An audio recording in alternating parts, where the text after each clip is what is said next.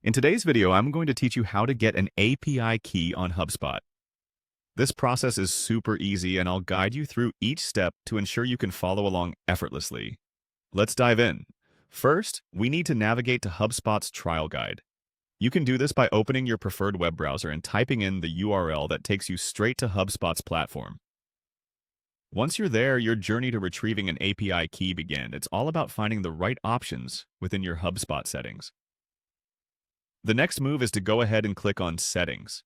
You'll typically find this in the upper navigation bar on your HubSpot dashboard. Bento Tutorials. Clicking on Settings opens up a world of customization and configurations for your account, which is exactly where we want to be. Once you've entered the settings area, you'll see various options.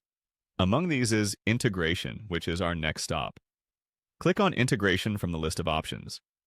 The purpose of moving into the integration section is to manage how HubSpot interacts with other platforms, which is crucial for leveraging external applications with your HubSpot data securely.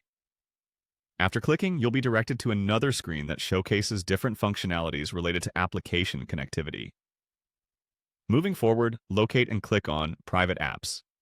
The use of private apps is pivotal for safely connecting applications to HubSpot's API without exposing sensitive information unnecessarily.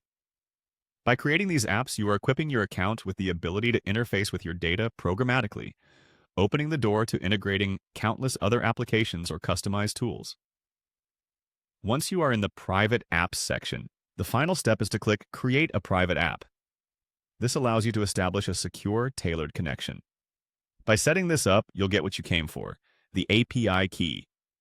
Follow the prompts provided by HubSpot, give your private app a name, and configure permissions according to your needs.